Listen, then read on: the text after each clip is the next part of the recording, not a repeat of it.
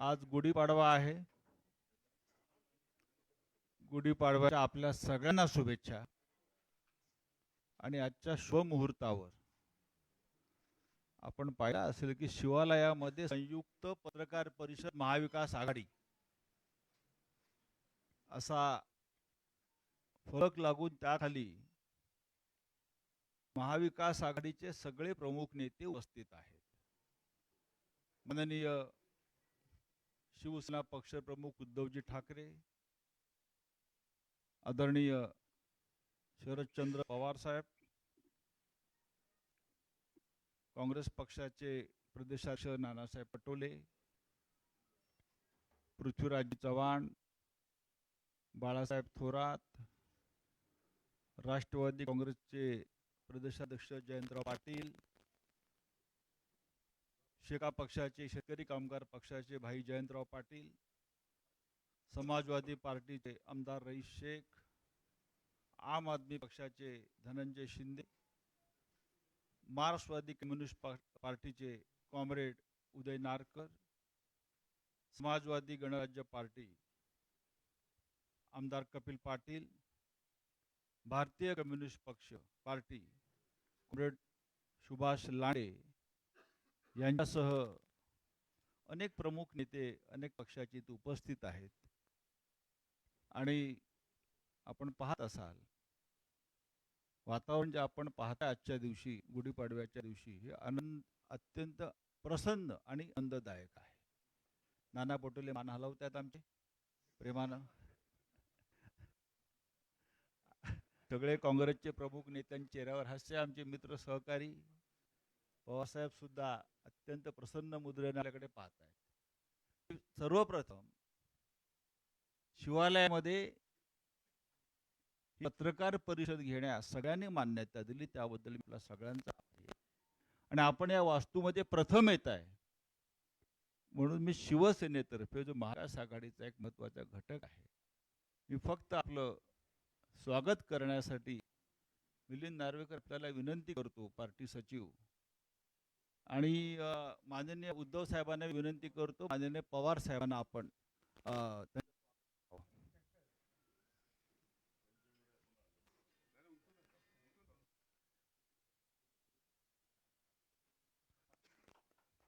माननीय मी उद्धवजींना विनंती करतो, नाना पटोले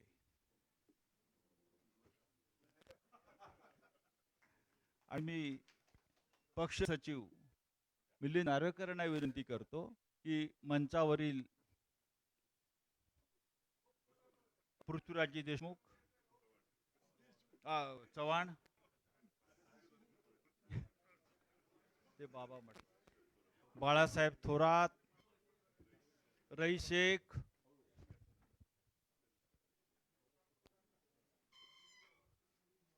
श्री रईस शेख इथे आहेत पहा. हे करतो शेका पक्षाचे कॉम्रेड जय पाटील,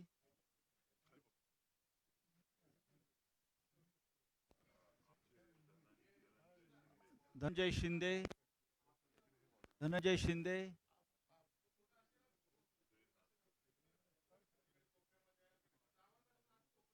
उदय नारकर, कॉम्रेड ढवळे, आमदार कपिल पाटील इथे, कॉम्रेड सुभाष लांडे,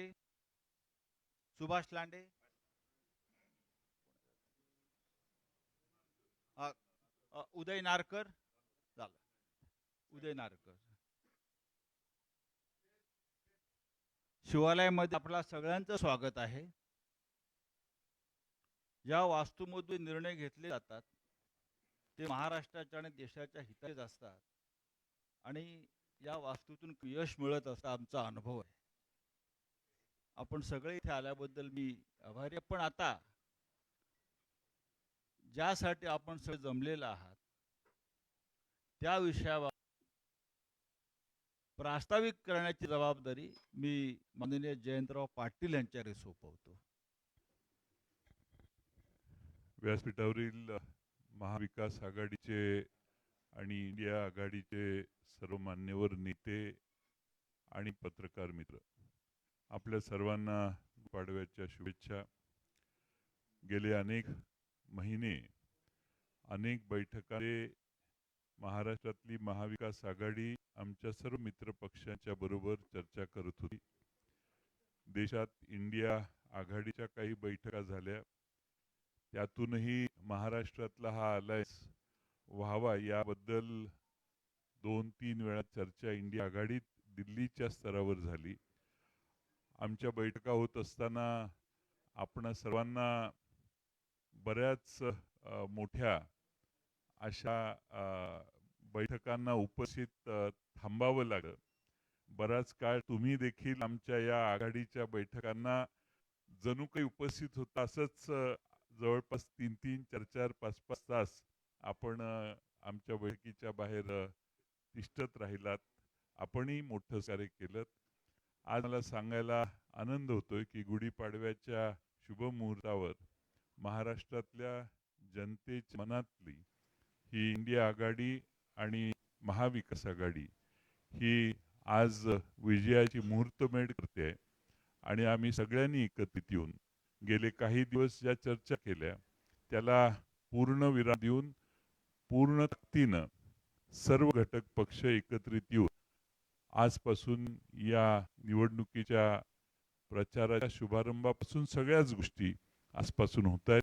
आणि म्हणून आजचा शुभमुहूर्त आपणा सर्वांना हा निश्चितच महाराष्ट्र विजयाची, इंडिया आघाडीच्या आणि महाविकास आघाडीच्या विजयाची मुहूर्तमेढ करणारा ठरेल.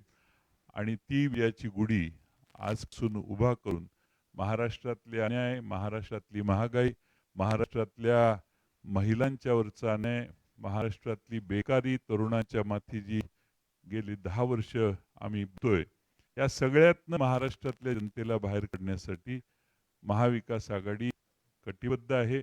आणि त्यासाठी आपणा सर्वांच्या पुढं आम्ही सगळे आज महाविकास आघाडीचा अलायन्स जाहीर करण्यासाठी इथं आलोय. मी आपल्या सर्वांचं स्वागत करतो. आम्ही अनेक पक्षांना बरोबर घेण्याचा प्रयत्न केला. काही ठिकाणी यश आलं, काही ठिकाणी नाही यश आलं. पण या सगळ्या गोष्टी मागं टाकून आता आम्ही जे एकत्रित आलो त्यामध्ये आमच्या शिवसेना पक्ष आहे, राष्ट्रवादी काँग्रेस, शरदचंद्र पवार पक्ष आहे, काँग्रेस पक्ष आहे, शेतकरी कामगार पक्ष आहे, समाजवादी पक्ष आहे, समाजवादी पार्टी आहे, आम आदमी पक्ष आहे, मार्क्सवादी कम्युनिस्ट पक्ष आहे, समाजवादी गणराज्य पार्टी आहे, भारतीय कम्युनिस्ट पार्टी आहे.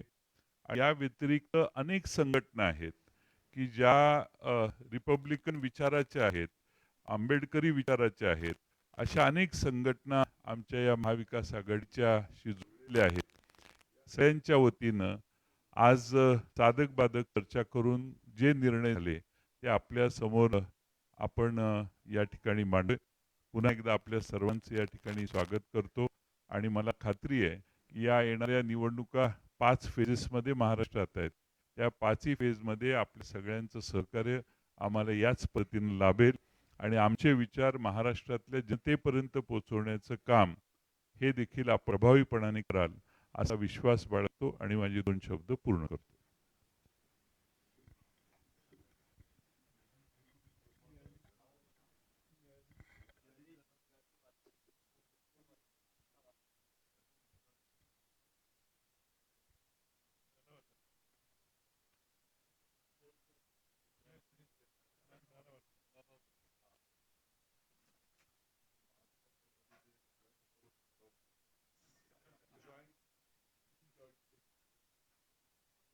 आ,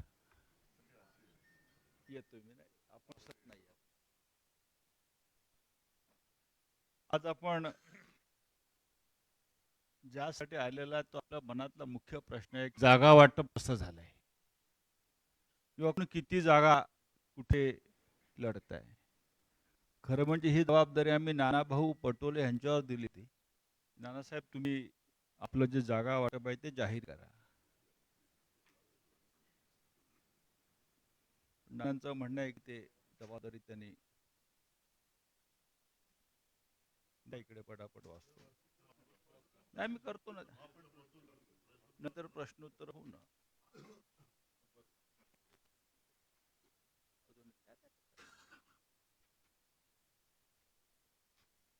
सर्वप्रथम मी काँग्रेस ज्या जागा महाराष्ट्रात महाविकास आघाडी म्हणून लढवते ते मी आपल्या समोर ठेवतो. नंदुरबार या काँग्रेसच्या जागा मी नंदुरबार, धुळे, अकोला, अमरावती, नागपूर, भंडारा गोंदिया, गडचिरोली चिमूर, चंद्रपूर, नांदेड, जालना, मुंबई नॉर्थ सेंट्रल, उत्तर मध्य, जिथे अनेक वर्ष प्रियादत निवडणुका लढत आहेत तो म्हणजे तुमच्या माहितीसाठी सुनील दत्त होते. पुणे, लातूर, सोलापूर, कोल्हापूर, रामटेक आणि नॉर्थ मुंबई, उत्तर मुंबई या 17 जागांवर काँग्रेस लढेल. आता राष्ट्रवादी काँग्रेसची यादी साधारण अशी आहे.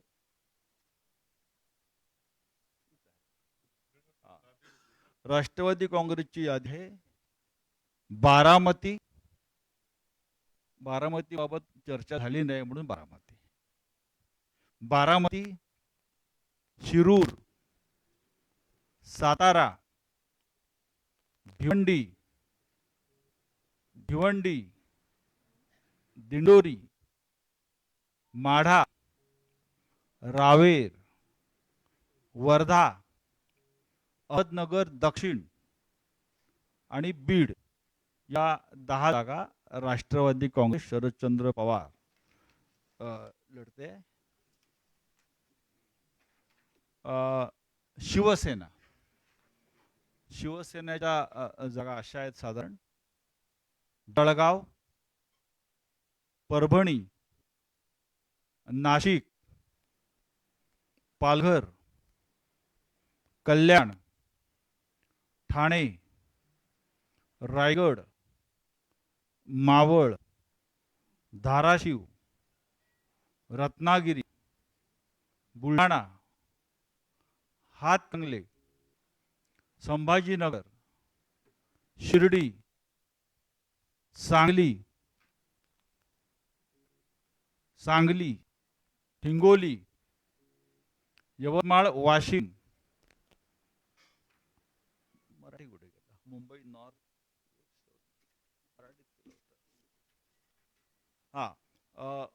मुंबई नॉर्थ दक्षिण मध्य,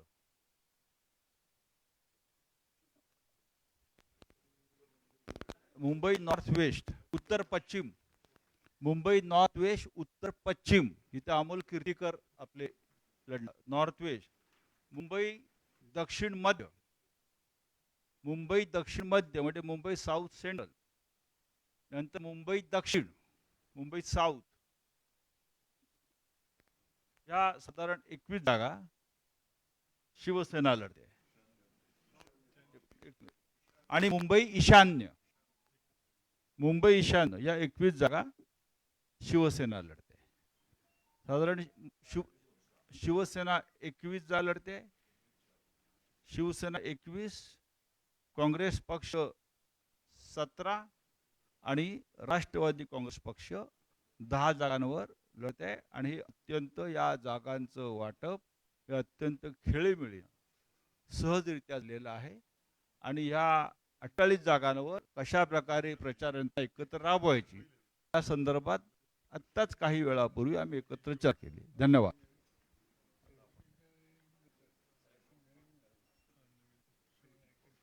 मी माननीय शरद पवार साहेबांना विनंती करतो,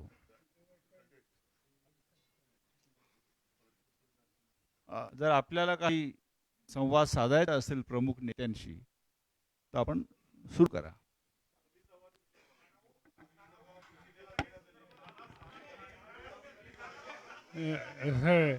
एक एक एक एक एक एक एक या ठिकाणी या ठिकाणी तिन्ही पक्षांच्या वतीनं कोणते मतदारसंघ त्यांच्याकडे सुपूर्द केले आणि निवडून राहणार आहेत याचं वाचन तुमच्या पुढे केलं. 48 जागा आहेत. यापैकी एकही जागेवर आता मतभेद किंवा मतभिन्नता नाही. तोच एक वाटत आहे. त्यामुळे ते चांगली असेल किंवा आणखीन काय असेल याचं जे वाचन केलं त्या सगळ्याचा निर्णय एक मताने झालेला आहे.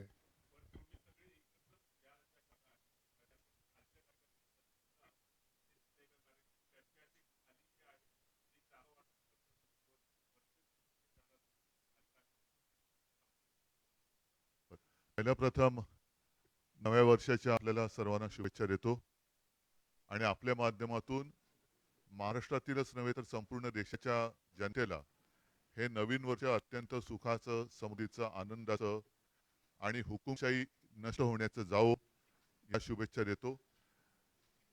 साहजिकच आहे युती किंवा आघाडी म्हटल्यानंतर जागाबद्दल शक्य असेल तिथे आम्ही चर्चा करत असतो आणि तो प्रत्येकाचा अधिकार असतो. मात्र एक क्षण असा येतो की त्यावेळेला एकमेकाला समजून घेऊन जागा वाटप जाहीर करून प्रत्यक्ष निवडणूक जिंकण्याची तयारी सुरू करावी लागते आणि तो क्षण आता आज आलेला आहे. सर्वांच्या मनात शंकांना आजच्या या पत्रकार परिषदेतून उत्तरं मिळाली असतील आणि आपण जो काही विचार करता की खालच्या पातळीवरती वगैरे असं काही नसतं. इच्छा ही सगळ्यांची असते, महत्वाकांक्षी असते, त्याच्याबद्दल काही तो गुन्हा नाही, अपराध नाही. मात्र परत परत सांगतो की जिंकण्याचं एक मोठं उद्दिष्ट डोळ्यासमोर ठेवल्यानंतर एका क्षणानंतर या सगळ्या महत्वाकांक्षांना आणि इच्छेला आवड घालून आपण कशासाठी आणि कोणासाठी लढतोय ते डोळ्यासमोर ठेवून लढावं लागतं आणि जिंकावं लागतं. आता कोणाच्याही मनात कोणतेही प्रश्न राहिलेले नाहीत. सगळेजण जोमाने कामाला लागलेले आहेत आणि आपल्यासमोर येण्याच्या आधी आणि नंतर सुद्धा आम्ही आता महाविकास आघाडीचा एकत्रित कार्यक्रम कसा असेल त्याबाबत चर्चा करून त्याच्याही तारखा जाहीर केल्या जातील.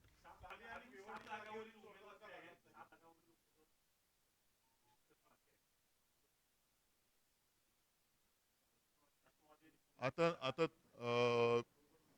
शिवसेना ज्या 21 जागा लढते त्या 21 तर 21 मी उमेदवार जाहीर केलेले आहेत. काँग्रेस आणि राष्ट्रवादी त्यांना ज्यावेळेला वाटेल 1-2 दिवसात ते जाहीर करतील.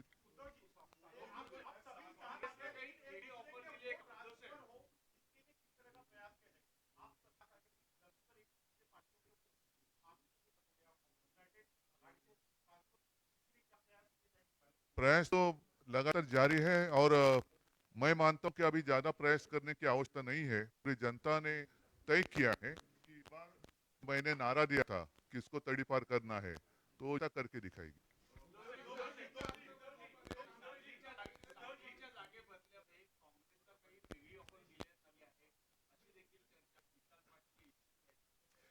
आम्ही जेवढं जेवढं ठरलं तेवढं तुमच्या समोर सांगितलेलं आहे, कारण लपून ठेवण्यासारखं काहीच नाहीये.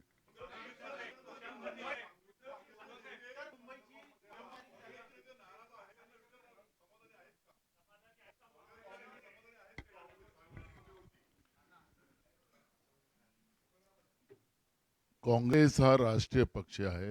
स्वातंत्र्याच्या लढ्यामध्ये काँग्रेसच मोठं योगदान आहे. हे कोणाला आता म्हणजे इतिहासामध्ये मला जायचं नाही आहे.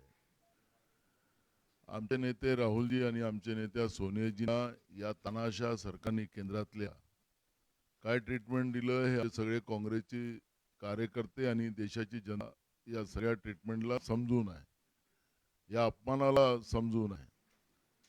सोनियाजींची तब्येत चांगली नसताना सुद्धा त्यांना ईडीच्या ऑफिसमध्ये तास बसवून ठेवलेला आहे. हा देशातला काँग्रेसचा कार्यकर्ता आणि देशातली जनता विसर नाही आहे. आणि म्हणून या तानाशा प्रवृत्तीच्या विरोधात जी काही काँग्रेसने सुरू केलेली आहे त्याच्यामध्ये जे आमचं इंडिया आघाडी आहे, आमचं राज्यामध्ये महाविकास आघाडी आहे, जागावाटपाचा हा तिढा जो आहे आज आम्ही आज संपुष्टात आणलेला आहे. मोठं मन करून आमच्याही कार्यकर्त्यांनी देशामध्ये भाजपचं सरकार आणि नरेंद्र मोदीचं सरकार हे सत्तेतून बाहेर काढण्याच्या दृष्टिकोनातला एक प्रयत्न आम्ही सुरू केलेला आहे. आणि महाविकास आघाडी म्हणून महाराष्ट्रातून भाजपचं पानिप करणं, त्याला सत्तेच्या बाहेर काढणं आणि राज्याच्या जनतेला, कारण की आज राज्यातलं जे सरकार आहे भ्रष्टाचारी सरकार आहे, केंद्रातलं सरकार हे भ्रष्टाचारी सरकार आहे. झुटो या सरदार असं व्याख्या दिली तर आजकाल चंद्रपूरमध्येही आपण पाहिलं की म्हणजे पुन्हा म्हणजे काँग्रेसने जो जाहीरनामा सामाजिक न्यायाचा दिला त्याला मुस्लिम लीगशी जोडतात आहेत. तर यांची पातळी किती खाली गेली हे आपल्याला पाहायला मिळते आहे. जनगणना हा या देशातल्या प्रत्येक बहुजनांचा, शोषित पीडितांचा तो अधिकार आहे. राहुल गांधीजींनी ती भूमिका मांडली, यांच्या पोटात दुखायला लागलं, त्याला मुस्लिम लीगशी जोडायचं कारण मुस्लिम लीगने या देशाला तोडलं, फाळणी केली. त्यांचा जो एक अजून आहे हिंदू महासभा, त्यांनी पण या देशाच्या या व्यवस्थेमध्ये फाळणीमध्ये त्याचं मोठं योगदान आहे. मुस्लिम लीगचा उल्लेख करण्याच्या मागचा यांचा उद्देश काय? या राज्यामध्ये आणि या देशामध्ये सामान्याची भूमिका नसली पाहिजे ही भाजप मानसिकता आहे. ते काल नरेंद्र मोदींच्या देशाच्या प्रधानमंत्र्यांच्या वक्तव्यातून स्पष्ट झालेलं आहे. त्याच्यामुळे काँग्रेस या महाविकास आघाडीमध्ये ज्या सांगली भिवंडी आपल्या जागेचा उल्लेख आपण करताय, आमचे सगळे कार्यकर्ते एकजुटीनं महाविकास आघाडीच्या उमेदवाराला जिंकून आणण्यासाठी पूर्ण प्रयत्न करतात. आपण जे काही प्रश्न विचारताय की मतं एकमेकाला जातील का, बिलकुल जाणार. कारण की राष्ट्रवादी आणि शिवसेना हे जे ओरिजिनल पक्ष आहेत त्यांचे दोन्ही नेते आमच्याजवळ बसलेले आहेत. नरेंद्र मोदी सांगतात की हा नक्की शिवसेना आहे. बाळासाहेब ठाकरेंच्या निर्माण केलेला हा जो शिवसेना आहे त्याच शिवसेनेला नकली शिवसेना माणसं आणि केंद्रीय तपास यंत्रणेचा दुरुपयोग करून, सत्तेचा दुरुपयोग करून शिवसेनेला जे तोडलं गेलं, राष्ट्रवादीला तोडलं गेलं, एक राष्ट्रवादीचे कार्यकर्ते किंवा शिवसेनेचे ओरिजिनल कार्यकर्ते हे विसरणार नाहीये. त्यामुळे मत ट्रान्सफरचा हा जो प्रश्न तुम्ही उपस्थित केला हे कुठलाही नाही, तिन्ही पक्षाचे कार्यकर्ते आणि खाली नेते हे जॉली ही लढाई लढतील आणि महाराष्ट्रामध्ये आमच्या महाविकास आघाडीचे सगळे उमेदवार जिंकून येतील अशी परिस्थिती आहे.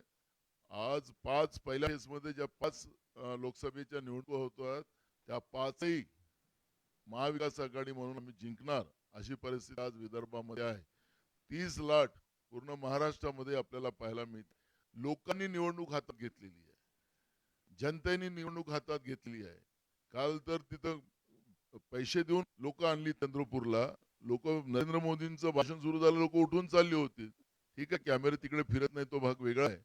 पण मी तुम्हाला सांगतो की कालची जी परिस्थिती पाहिली आणि मोदींचं जे रटाळ भाषण जे आहे, कायम काँग्रेसला शिवा देणं, मुस्लिमांना शिवा देणं, विभाजनाची वृत्ती ठेवणं, जनतेला काय देणार तुम्ही? महाराष्ट्रामध्ये सगळ्यात जास्त शेतकऱ्यांच्या आत्महत्या होत्या, त्याच्यावर का नाही बोललेत? महागाईवर का नाही बोललेत? बेरोजगारी का नाही बोललेत? गरिबांबद्दल का नाही बोललेत? ते प्रश्न त्यांचा विषय नाही.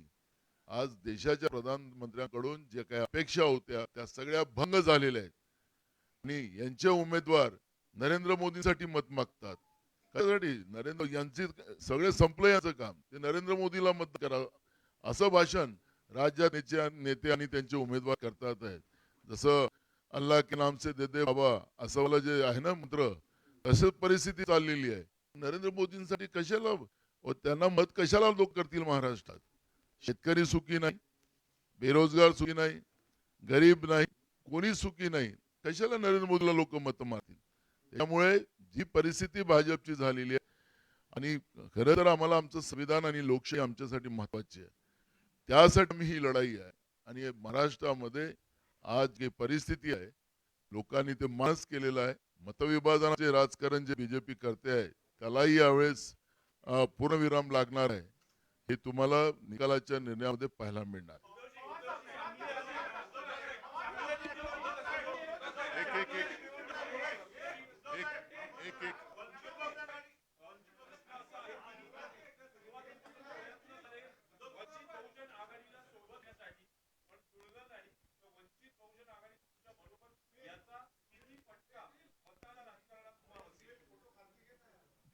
बघा, एक गोष्ट तुम्हाला पहिल्या प्रथम सांगितली गेलेली आहे. मला वाटतं जयंतराव आप बोललात की ही महाविकास आघाडी जास्तीत जास्त व्यापक कशी होईल त्या दृष्टीने आम्ही आठवट प्रयत्न केले आणि मला खरंच या सर्व आमच्या सहकार्यांना धन्यवाद द्यायचे आहेत, कारण त्यांनी एकही जागा न मागता पूर्णपणाने देशाच्या घटनेचं रक्षण करण्यासाठी आणि लोकशाही वाढवण्यासाठी एक ताकद जी आम्ही उभी करतो त्या ताकदीमध्ये त्यांची सुद्धा ताकद ही जोडली. मला त्यांना खरंच मनापासून धन्यवाद द्यायचे. नुसतं तोंडावरती मी बोलत नाही, पण एकही न मागता त्यांनी ही भूमिका स्वीकारली. आमची अपेक्षा अशी होती की प्रकाशजी सुद्धा आमच्या महाविकास आघाडीत येतील. त्यांना काही जागा आम्ही देऊ केल्या होत्या.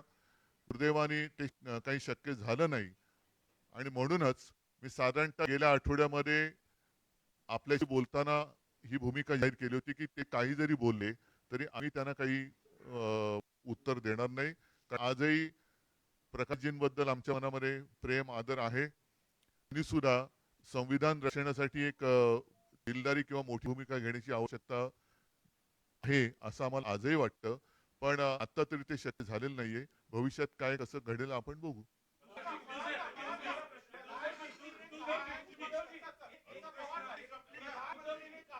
बरं एक एक एक एक एक मिनिट एक झालं का मग.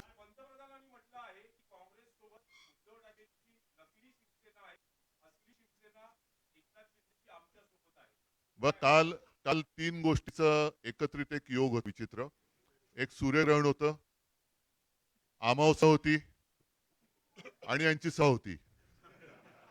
असा योग पहिला प्रथम आपल्या देशामध्ये होता. फार विचित्र योग होता असं सगळे एकत्र येणं. याच्या पुढे मी आपल्या सर्व प्रसार माध्यमांना एक मुद्दामून सांगणार आहे की काल भाषण झालं ते देशाच्या पंतप्रधानांचं नव्हतं. ज्याला शिवसेना प्रमुख कमळाबाई म्हणायचे, साक्षीदार माझ्या बाजूला बसलेत कारण त्यांनी स्वतःचा अनुभव सांगितलेला आहे. आणि मी त्या पक्षाला भाकड भेकड भ्रष्ट जनता पक्ष असं म्हणतो.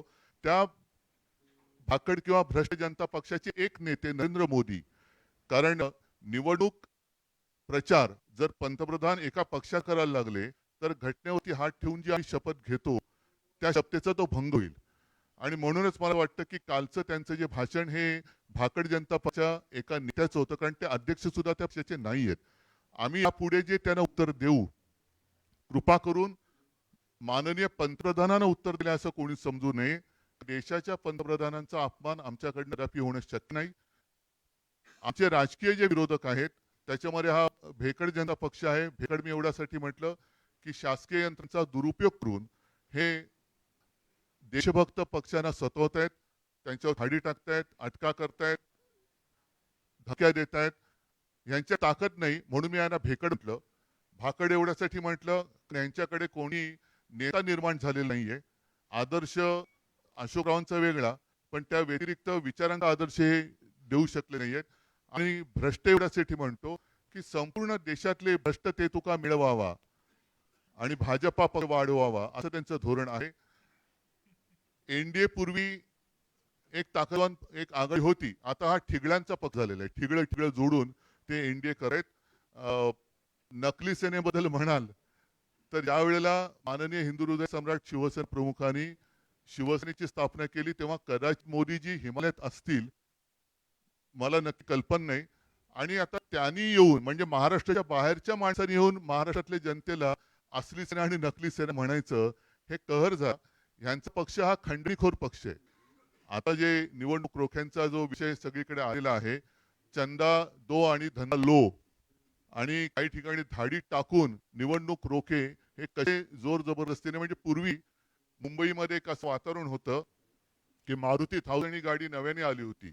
मारुती 1000 गाडी घेतल्याबरोबर कोणत्या तरी भाईचा फोन जायचा आणि त्याच्याकडनं खंडणी उकळली जायची. तशी खंडणी गोळा करणारे हे एक केंद्र झालेलं आहे. आणि या खंडणीखोर पक्षाचे हे नेते काल येऊन शिवसेनेला नकली ठेवून गेले.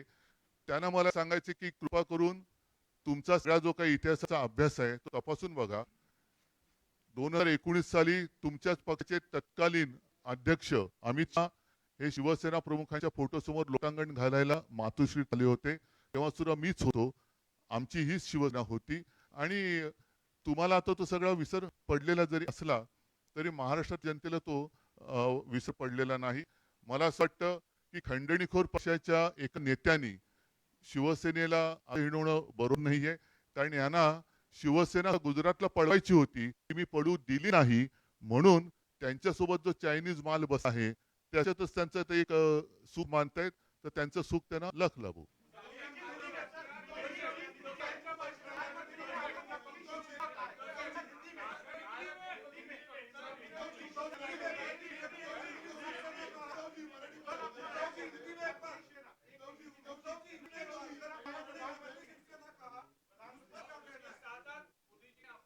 मैं मैंने मैंने सारी बातें जो मराठी में कही शायद मुश्किल होगा हिंदी में ट्रांसलेट करना, लेकिन कल मोदी जी महाराष्ट्र में आए थे और कल का योग जैसे मैंने कहा कि ऐसा योग बहुत सालों के बाद आया. एक तो कल सूर्य ग्रहण था, अमावस भी थी और मोदी जी की सभा भी थी. तो इतना बुरा योग बहुत सालों के बाद शायद देश ने अनुभव किया है.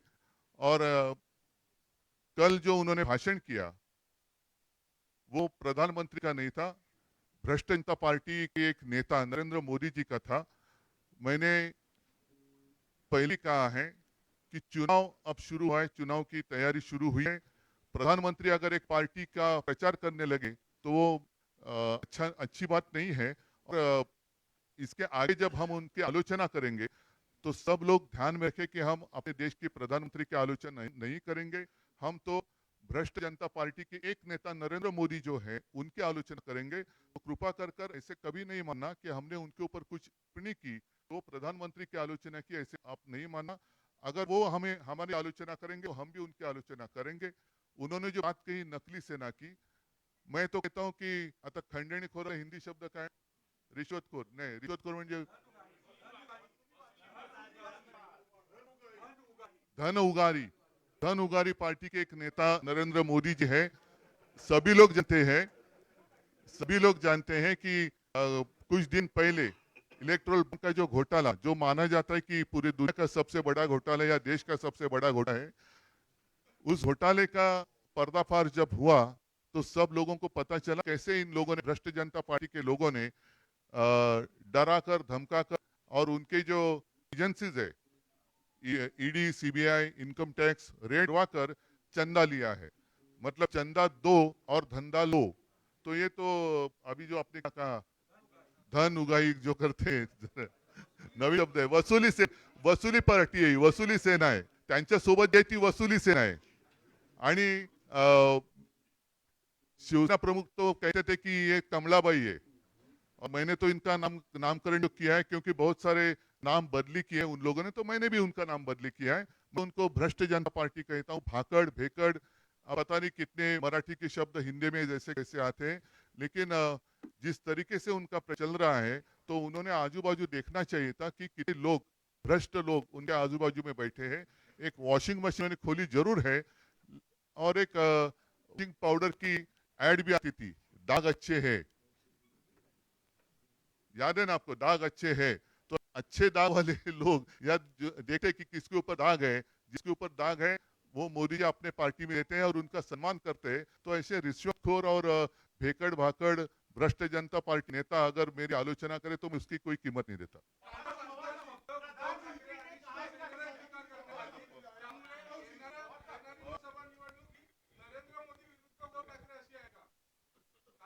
अरे पण त्यांना पहिले पॉसिबल विचारलं ना.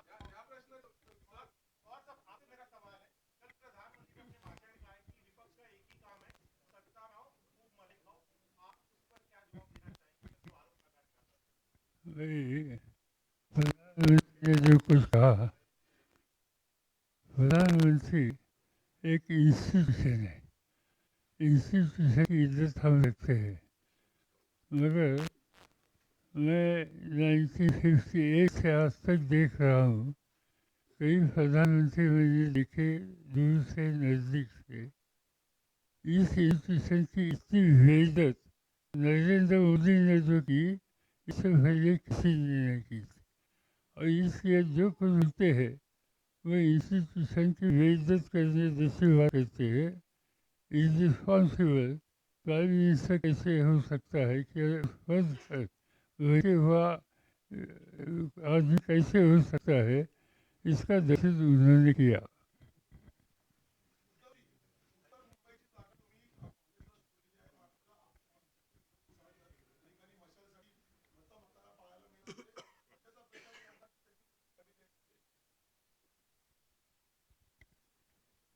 हे खरं आहे की विनोद घोसाळकर यांनी प्रचार सुरू केला होता, पण विनोद घोसाळकर हे आमचे कट्टर शिवसैनिक आहेत. साहजिकच आहे, मध्ये जी जागा वाटपाची चर्चा सुरू होती त्यामध्ये उत्तर मुंबई काँग्रेसने लढावी का शिवसेनेने लढावी याच्याबद्दल आमच्या चर्चा सुरू होती. दिवसामागून दिवस पुढे चालले होते, म्हणून एक तयारी असायला पाहिजे म्हणून मी तयारी नक्की सुरू केली होती. मात्र आज ही जागा आम्ही काँग्रेसला सोडल्यानंतर माझा तमाम जो तिथला शिवसैनिक आहे विनोद घोसाळकर सह ते महाविकास आघाडीचा उमेदवार निवडून आणण्यासाठी नक्की प्रयत्न करणार. आता आता ज्या वेळेला आम्ही यादी जाहीर करतो ते व्यवस्थित समजुतीनेच जाहीर करतो. त्याच्यामुळे आता त्याच्यावरती आता चर्चा थांबलेली आहे. आता प्रचारास सुरुवात झालेली आहे. मला असं वाटतं आणखीन काही प्रश्न असतील वेगळे तर विचारा.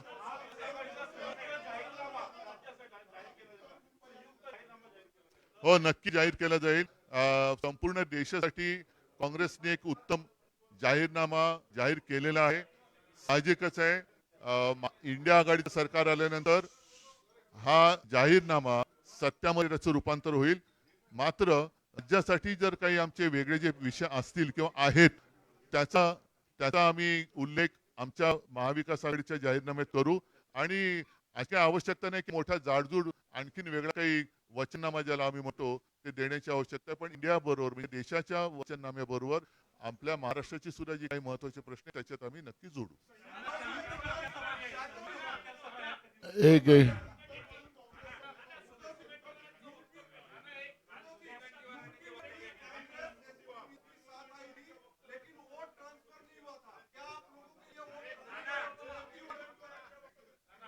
एक मिनट, शांत शांत। आपने मैनिफेस्टो की बात की, तो जो कांग्रेस ने जो मैनिफेस्टो डिक्लेयर किया वो सर्वसमावेशक है। जैसे वो जो ने कहा कि जो भी राज्य के कोई मुद्दे हो उसको आवश्यकता के आधार पर हम भी जॉइंटली यहाँ पर ये करेंगे। उसमें आशा वर्कर हो, आंगनवाड़ी वर्कर हो या मध्याह्न भोजन पकाने वाली महिला हो, सबको दुनी आय उसमें करके देने की बात हुई है। 1 लाख रुपए जो गरीब महिला है उसको हर साल में देने का एक निर्णय किया है। जो देश में इन लोगों ने बेरोजगारी के लिए बेरोजगार का देश बनाया है उसमें 30 लाख जो अभी नौकरियां बाकी है उसको केंद्र सरकार की वो तुरंत भरी जाएगी। और जो बच्चों को नौकरी नहीं मिल रही लेकिन उनको 8,500 रुपया स्टाइपन हर महीने में दिया जाएगा।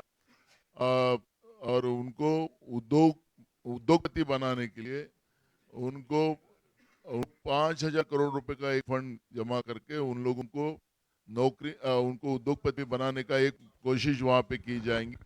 तो जिस तरह से किसानों के हित में जो एमएसपी का कानून जो सबसे बड़ा इशू था, एमएसपी का कानून बनाने की बात हुई है। पीक बीमा योजना है उनके बारे में भी हमने कमिटमेंट किया है। और जो जीएसटी किसानों के ऊपर लगाया गया है वो जीएसटी माफ पूरा खत्म किया जाएगा। तो जो 5 मुद्दे लेके काम मजदूरों के लिए, युवाओं के लिए, महिलाओं के लिए, किसानों के लिए, सामाजिक न्याय के लिए जिस तरह से हमारा जो मैनिफेस्टो आया है उसमें जो भी जैसे अभी पुरानी पेंशन का इशू है वो पुरानी पेंशन का भी इशू हमारे राज्य के हम जो ये निकालेंगे अपना जाहिरनामा उसमें हमारा पुराने पेंशन भी इशू आएगा और सबको न्याय देने का। और लोग बीजेपी वाले हमको पूछते हैं कि पैसे कहाँ से लाएंगे, इसमें हमें 2 लाख करोड़ रुपया साल का लेंगे। इन लोगों ने तो 16.5 लाख करोड़ का कर्जा मुट्ठी भर उद्योगपति का माफ किया है। तो हमारी सोच जो है इंडिया गाड़ी की कि देश की जनता का पैसा, आम लोगों का पैसा लोगों तक पहुंचे और वो मुख्य धारा में आए, ये हमारा मैनिफेस्टो है। उनका जो मैनिफेस्टो रहता है कि मुट्ठी भर लोगों के लिए देश चले, वो अब सबको समझ में आ गया है। और इसलिए जो बार बार हमारे मैनिफेस्टो पे उनकी जो जिस तरह से जो क्लिप उनको हुई है उसकी उनके भाषण के माध्यम से अपने को समझ में आता है हम लोगों की बात कर रहे हैं और वो मुट्ठी भर लोगों की बात कर रहे हैं, ये फर्क हमारा और उनका है।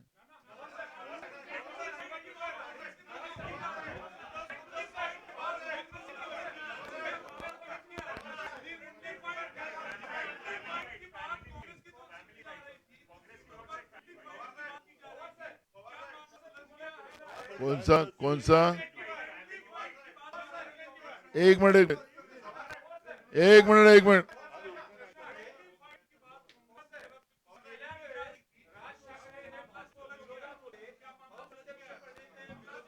मैं समझा।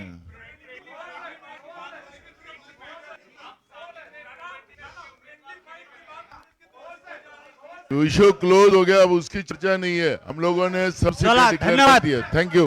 धन्यवाद सगळ्यांचे आभार. धन्यवाद.